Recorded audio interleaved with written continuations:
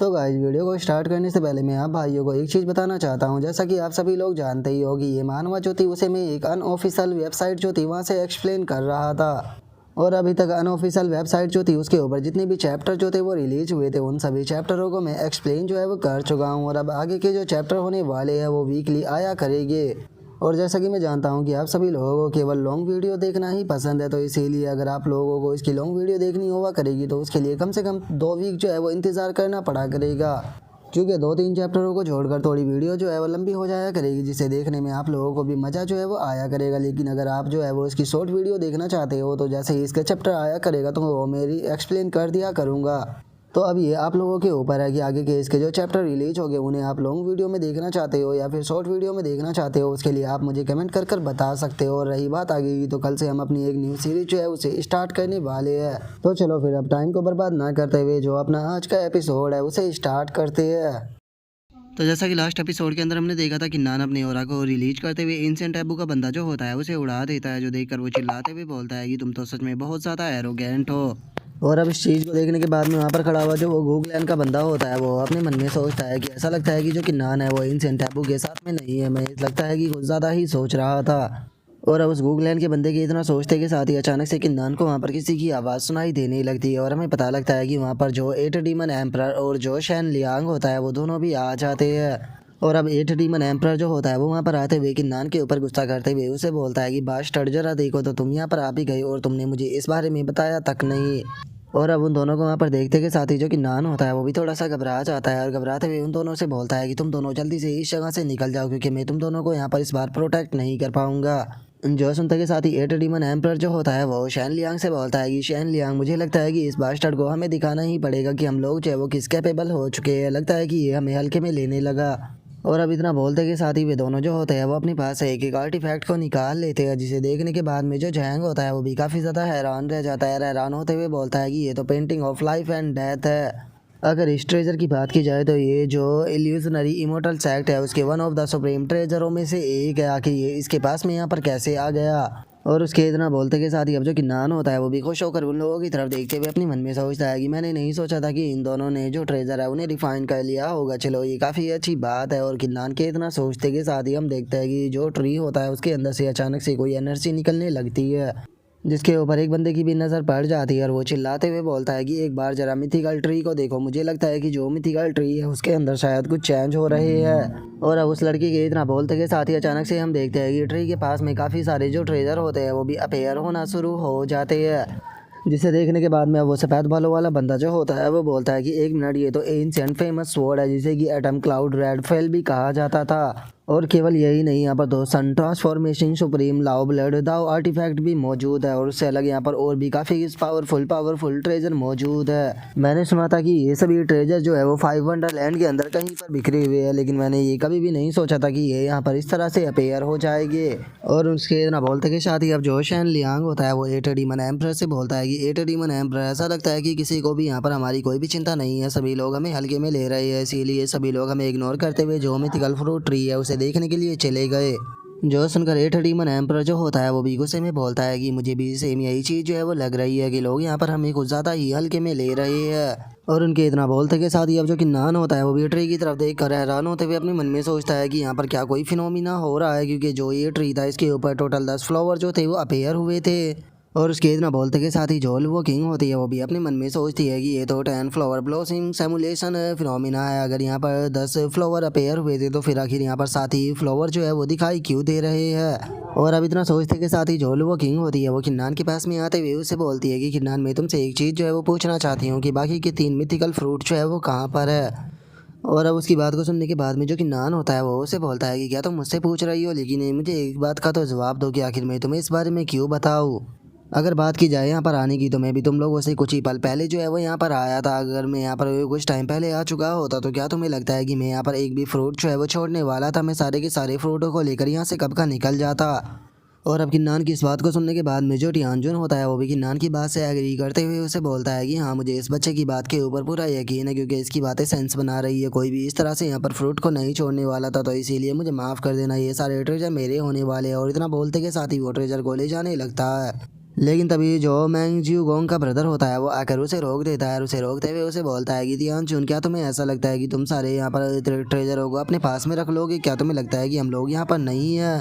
और अब इतना बोलते के साथ ही वे लोग जो होते हैं वो वहाँ पर अपनी फाइट जो होती है वो करना शुरू कर देते हैं। जो देखने के बाद में एंशिएंट टैबू का एक बंदा जो होता है वो बोलता है कि सच में ये कितना ज़्यादा बोरिंग है। और अब इतना बोलते के साथ ही वो बंदा अपने बाकी साथियों से बोलता है कि ठीक है, मुझे बताओ कि आखिर हम लोगों को यहाँ पर कब तक के इंतज़ार जो है वो करना होगा? वे लोग कब तक यहाँ पर आएंगे?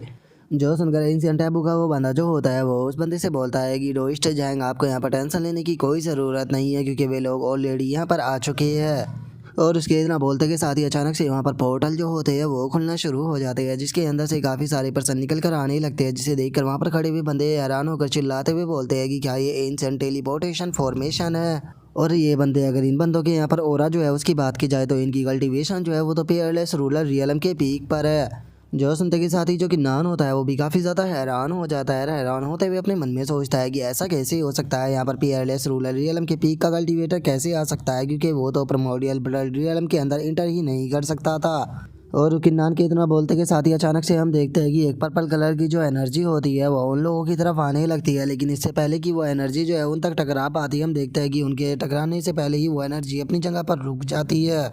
जिसे देखने के बाद में जो वो किंग होती है वो हैरान होते हुए बोलती है कि यहाँ का जो रूल है वो सभी लोगों के ऊपर अप्लाई होता है, जो कि कल्टीवेशन को सप्रेस कर देता है। कोई भी अगर पेयरलेस रूलर रियलम का कल्टीवेटर जो है वो यहाँ पर इंटर करता है तो उसकी कल्टीवेशन सप्रेस होकर हेवनली इमोर्टल रियलम की पीक पर पहुँच जाती है। लेकिन यहाँ पर ये बहुत ज़्यादा अजीब है क्योंकि जो सप्रेशन है वो ऑलरेडी इनकी बॉडी के ऊपर लग चुका है और उनकी कल्टीवेशन पहले पेयरलेस रूरल रियलम की पीक पर थी, लेकिन अभी भी ये केवल पेयरलेस रूरल रियलम पर ही है, जब कि इन्हें यहाँ पर हेवनली इमोर्टल रियलम पर होना चाहिए था। तो ये चीज़ मेरी भी समझ में नहीं आ रही। और अब उसके इतना बोलते के साथ ही वहाँ पर आए हुए वे पेयरलेस रूरल रियलम के जो एक्सपर्ट होते हैं उनमें से एक बंदा जो होता है वो बोलता है कि सच में आज भी ये जगह कितनी ज़्यादा डिस्गस्टिंग है। लेकिन चलो ये काफ़ी अच्छी बात है क्योंकि यहाँ पर बहुत ही सारे जीनियस जो है वो आए हैं, तो ये सही टाइम है क्योंकि जो मेरी बेबीज़ है जो कि काफ़ी लंबे टाइम से भूखी थी, आज मैं उन्हें अच्छे से खाना जो है वो खिला पाऊँगा। और उनके इतना बोलते के साथ ही जो जैंग होता है वो भी परेशान होने लगता है और परेशान होते हुए अपने मन में सोचता है कि ये तीनों ही बहुत ज़्यादा पावरफुल है। इस तरह की पावर मैंने केवल एम्प्रेस फीयू के अंदर ही देखी थी। और जैंग के इतना सोचते के साथ ही एक और पेयरलेस रूलर जो होता है वो हंसते हुए बोलता है कि ज़रा देखो तो हम लोग जो है वो कुछ टाइम से गायब क्या हुए, यहाँ पर तो जो यंग जनरेशन है उन्होंने हमें पहचानना भी बंद कर दिया। जो सुनते के साथ ही एंशिएंट टैबू का जो बंदा होता है वो उन तीनों से बोलता है कि ठीक है, अब जो आगे का काम है वो मैं आप लोगों के ऊपर ही छोड़ता हूँ। जो सुनते के साथ ही वे लोग जो होते हैं वो मिथिकल ट्री के पास में आ जाते हैं और उसके ऊपर फ्रूटों को देखने के बाद में चिल्लाते हुए बोलते हैं कि यहाँ पर तो केवल 4 ही फ्रूट जो है वो मौजूद है, क्या इसके ऊपर 7 फ्रूट जो है वो नहीं होने चाहिए थे? तो बाकी के 3 फ्रूट कहाँ पर है? जो सुनकर एंशिएंट टैबू का बंदा जो होता है वो किन्नान की तरफ इशारा करते हुए बोलता है कि वे फ्रूट इसके पास में है, लेकिन मैं तुम लोगों को एक ऑफर देता हूँ कि तुम लोग जो है वो इसे बस मारना मत, इसके बस मेरिडियन जो है वो डिस्ट्रॉय कर देना, क्योंकि मैं इसे का थोड़ा सा इस्तेमाल जो है वो करना चाहता हूँ। जो सुनते के साथ ही जो 8 डीमन एम्परर होता है वो भी काफ़ी ज़्यादा हैरान हो जाता है और वो घबराते हुए अपने मन में सोचता है कि क्या ये लोग जो है वो किन्नान को यहाँ पर क्रिपल करना चाहते हैं? सच में ये लोग तो बहुत ही ज़्यादा बुरे हैं। और अब उसके इतना सोचते के साथ ही जो किन्नान होता है वो अपने मन में सोचता है कि सच में इस इंसान का जो सर है वो पूरी तरह से फिरा हुआ है, मैंने इसे यहाँ पर केवल अपनी मदद करने के लिए साफ मना की थी, लेकिन ये तो खिलस गया और अब मुझे यहाँ पर मारना चाहता है। लेकिन कोई बात नहीं, अब ऐसा लगता है कि सिचुएशन से निकलने के लिए मुझे जो गॉड ऑफ वार का मार्क है उसका इस्तेमाल करना पड़ेगा। और किन्नान के इतना सोचते के साथ ही एक बंदा जो होता है वो आगे आते हुए बोलता है कि मेरे प्यारे दोस्तों, यहाँ पर 10 पेयरलेस रूरल रियलम के एक्सपर्ट जो है वो एक साथ में मिले हुए हैं और ये एंशिएंट टैबू के साथ में यहाँ पर आए हैं, तो मुझे यकीन है कि इन सभी ने एक साथ में हाथ मिलाया होगा और ये हमें ख़त्म करने के लिए ही यहाँ पर आए हैं। तो अब यहाँ पर केवल सरवाइव करने का एक ही तरीका है कि हम सभी लोगों को एक साथ में मिलकर इन लोगों के साथ में फ़ाइट जो है वो करनी पड़ेगी और जिसके पास में जो भी ट्रम्प कार्ड है उसका इस्तेमाल करना पड़ेगा, क्योंकि अगर आप लोगों ने यहाँ पर ट्रम्प कार्ड का इस्तेमाल नहीं किया तो हम लोग सरवाइव नहीं कर पाएंगे। तो अगर तुम लोग यहाँ पर सरवाइव करना चाहते हो तो अपनी पुरानी दुश्मनियों को भूल कर यहाँ पर अपना 100% दो, ताकि हम लोग जो है वो यहाँ से सरवाइव कर निकल सके। और इससे अलग मैं सभी लोगों को यहाँ पर एक और चीज़ जो है वो बता देना चाहता हूँ कि अगर किसी ने भी कोऑपरेट करने से मना किया तो जैसे ही हम यहाँ पर जो ये 10 पीयरलेस रूलर है इनसे डील कर लेगी तो उसके बाद में मैं उस पर्सन से पर्सनली आकर जो है वो डील करूँगा। जो सुनकर तियानजिन जो होता है वो इस चीज़ के लिए तैयार होते हुए बोलता है कि ठीक है, मैं यहाँ पर इस चीज़ को मानने के लिए तैयार हूँ। तभी एक और बंदा जो होता है वो भी आगे आते हुए बोलता है कि ठीक है, चूँकि जो सीनियर ब्रदर जियांगनी है वो यहाँ पर प्रपोजल दे रहे हैं तो फिर आखिर हम मना कैसे कर सकते हैं। जो सुनकर जियांग जो होता है वो किन्नान से बोलता है ये सही जूनियर ब्रदर किन्नान, जैसा कि मैं देख सकता हूँ कि इस टाइम पर आप हेवनली इमोर्टल रियलम की पीक पर हो और आप पीयरलेस रूलर रियलम बनने से केवल एक ही कदम दूर हो, तो इसीलिए सिचुएशन यहाँ पर काफ़ी बुरी है, तो आप ब्रेक थ्रू के ऊपर ध्यान दो। अगर आप पीयरलेस रूलर रियलम पर ब्रेक थ्रू कर जाते हो तो इसके बाद में मैं अपने ट्रेजर की मदद से आपकी मदद करूंगा ताकि आप यहाँ पर लगी हुई जो सप्रेशन है उसे हटा सको, जिसके बाद में आप आसानी से यहाँ पर मौजूद इन लोगों के साथ में डील कर पाओगे। जो सुनते के साथ ही जो कि नान होता है वो भी खुश हो जाता है और खुश होते हुए अपने मन में सोचता है कि अरे वाह, जितना मैंने सोचा था यहाँ की जो सिचुएशन है वो तो उससे भी ज़्यादा बेहतर हो गई। और किन्नान के इतना सोचते के साथ ही एक पेयरलेस रूलर जो होता है वो चिल्लाते हुए अपने साथियों से बोलता है कि ठीक है, अब बातें करने का ज़्यादा टाइम नहीं है, तो इसीलिए सबसे पहले तो एंशिएंट टैबू की मदद करते हुए यहाँ पर सभी जीनियसों को ख़त्म कर दो, जिसके बाद में जो मिथिकल फ्रूट है वो उन्हें डिवाइड कर लेंगे। और अब इतना बोलते के साथ ही जो वो पर्सन होता है वो वहाँ पर अपना ओरा जो होता है उसे रिलीज करना शुरू कर देता है, जहाँ पर कि हम देखते हैं कि उसका अब जो ओरा होता है वो चारों तरफ फैलना शुरू कर देता है, जिसे देखने के बाद में किन्नान अपने मन में सोचता है कि लगता है कि मुझे यहाँ पर जो गॉड ऑफ वार है उसके मार्क का इस्तेमाल करना पड़ेगा, क्योंकि यहाँ की जो सिचुएशन है वो बिल्कुल भी कंट्रोल में नहीं है। लेकिन मैं गॉड ऑफ वार का इस्तेमाल जो है वो नहीं करना चाहता हूँ, क्योंकि उससे यहाँ पर सभी के सामने जो गॉड ऑफ वार की आइडेंटिटी है वो एक्सपोज हो जाएगी। और किन्नान के इतना सोचते के साथ ही अचानक से जो जियांग नहीं होता है वो किन्नान के सामने आकर जो अटैक होता है उसे रोक लेता है, जिसे देखने के बाद में वहाँ पर खड़े हुए जो बंदे होते हैं वो आपस में बातें करते हुए बोलते हैं कि यहाँ पर जो जियांग नहीं है वो 9 हेवन सुप्रीम की विल का इस्तेमाल कर रहा है। मैं तो सोच रहा हूँ कि ये 9 हेवन सुप्रीम जो है उनकी पावर कितनी ज़्यादा होगी जो कि इनकी विल की पावर इतनी ज़्यादा है। और उनके इतना बोलते के साथ ही हम देखते हैं कि जियांगनी के पास में एक और बंदा जो होता है वो आ जाता है, जो कि वहाँ पर आकर अपनी पावर का इस्तेमाल करते हुए बोलता है कि जियांगनी, तुमने तो यहाँ पर इस पावर का इस्तेमाल काफ़ी जल्दी कर लिया, मुझे तो लगा था कि तुम कुछ टाइम बाद इस पावर का इस्तेमाल करोगे। और अब इतना बोलते के साथ ही वो बंदा जो होता है वो भी अपना कोई अटैक जो होता है उसे बनाने ही लगता है, जिसे बात देखने के बाद में 8 डीमन एम्परर जो होता है वो हैरान होते हुए बोलता है कि मैंने नहीं सोचा था कि जो लेजेंड्स थे वो बिल्कुल सही थे, सच में ये वर्ल्ड पूरी तरह से अनफेयर है। जो सुनकर जो किन्नान होता है उसे कुछ भी समझ में नहीं आता, वो उससे पूछता है कि आखिर तुम किस लेजेंड्स के बारे में बात कर रहे हो। जो सुनते के साथ ही जो 8 डीमन एम्परर होता है वो किन्नान को बताता है कि मैंने इस प्रकार के रूमर सुने थे कि जब कोई पर्सन डोमेन लॉर्ड जो है वो बन जाता है तो उसके बाद में उसके अंदर इनक्रेडिबल परिवर्तन देखने के लिए मिलते हैं। और केवल इतना ही नहीं, अगर वो उस डोमेन लॉर्ड के जो डिसेंडेंट और सक्सेसर है अगर वे भी उसी के पाथ और उसकी लेगेसी को कल्टीवेट करते हैं तो उसके बाद में वे उसके ओरा से जुड़ जाते हैं, जिसके बाद में वे एक बहुत ही पावरफुल मूव जो होता है उसे परफॉर्म कर सकते हैं, जिसके बाद में वे 10,000 जनरेशन डोमेन लॉर्ड जो होता है उसके ओरा को समन कर जो उनके सामने वाला दुश्मन होता है उसे ख़त्म कर सकते हैं। जो सुनते के साथ ही जो कि नान होता है वो भी काफ़ी ज़्यादा हैरान रह जाता है, हैरान होते हुए अपने मन में सोचता है कि मैंने कभी भी नहीं सोचा था कि जो डोमेन लॉर्ड होता है उसके पास में इस तरह के इनक्रेडिबल फीचर होते हैं अगली जनरेशन के लिए। और किन्नान के इतना बोलते के साथ ही हम देखते हैं कि जो जियांग नहीं होता है वो वहाँ पर डोमेन लॉर्ड के जो ओरा होते हैं उन्हें समन करने लगता है, जिसे देखते के साथ ही जो तियानजुन होता है वो भी हैरान रह जाता है, हैरान होते हुए बोलता है कि यकीन नहीं होता, इसने तो यहाँ पर 2 डोमेन लॉर्ड के ओरा को समन कर लिया। और उसके इतना बोलते के साथ ही वो एक आंख वाला बंदा जो होता है वो हंसने लगता है। रास्ते में जो जियांग नहीं होता है उसे बोलता है कि जियांग नहीं, तुमने तो सच में मुझे सरप्राइज कर दिया, मैंने ये कभी भी नहीं सोचा था कि तुम किसी एंशिएंट ग्रेट लॉर्ड के रीइंकार्नेशन होगे। जो सुनते के साथ ही जो 8 डीमन एम्परर होता है वो भी हैरान रह जाता है, हैरान होते हुए बोलता है कि अब समझ में आया कि आखिर जियांगनी जो है वो एक नंबर 1 पेयरलेस जीनियस कैसे बन गया, असल में वो तो एक रीइंकार्नेशन है। जो सुनकर के नाम जो होता है वो भी हैरान होते हुए अपने मन में सोचता है कि क्या जियांगनी एक डोमेन लॉर्ड का रीइंकार्नेशन है, इसका मतलब जब ये अपनी पूरी मेमोरी को रिवाइव कर लेगा पिछली लाइफ की तो उसके बाद में ये आसानी से एक डोमेन लॉर्ड जो है वो बन सकता है, इसका मतलब यहाँ पर आना मेरा बिल्कुल भी बेकार नहीं गया। और अब किन्नान के इतना सोचते के साथ ही जो 8 डीमन एम्परर होता है वो किन्नान से बोलता है कि किन्नान, तुम भी तो 5th इमॉर्टल के सक्सेसर हो, तो फिर तुम भी यहाँ पर जो उसका पाथ है उसे कल्टीवेट क्यों नहीं करते। और अब 8 डीमन एम्परर की इस बात को सुनते के साथ ही किन्नान भी हैरान रह जाता है, हैरान होते हुए बोलता है कि अरे हाँ, मैं भी इस चीज़ को कर सकता हूँ। और इतना बोलकर जो किन्नान होता है वो अपने मन में सोचता है कि गॉड ऑफ वार का जो इमोर्टल स्क्रिप्चर था मैंने उसे कल्टीवेट किया है, उसी के साथ में मैं उसके ओरा से भी जुड़ा हुआ हूँ और उसी के साथ में जो उसकी बॉडी और सोल थी वो भी मेरे साथ में मर्ज हो चुकी है, जिसका मतलब ये साफ है कि 10,000 जनरेशन डोमेन लॉर्ड को समन करने के सभी कंडीशनें मैंने कंप्लीट कर दी, इसका मतलब मैं इस टेक्निक को परफॉर्म कर सकता हूँ। और अब इतना सोचकर जो कि नान होता है वो जियांगनी से बोलता है कि जियांगनी, मुझे एक बात बताओ कि अगर डोमेन लॉर्ड की मौत हो चुकी है तो क्या उसके बाद भी हम उसे समन करने की जो टेक्निक है उसे परफॉर्म कर उसे बुला सकते हैं। जो सुनकर जियांगनी जो होता है वो किन्नान से बोलता है कि इसकी पॉसिबिलिटी जो है वो काफ़ी ज़्यादा कम है, क्योंकि जब एक डोमेन लॉर्ड की मौत हो जाती है तो उसके डिसेंडेंट जो है वो ज़्यादा लंबे टाइम तक उसके ओरा से जुड़े नहीं रहते।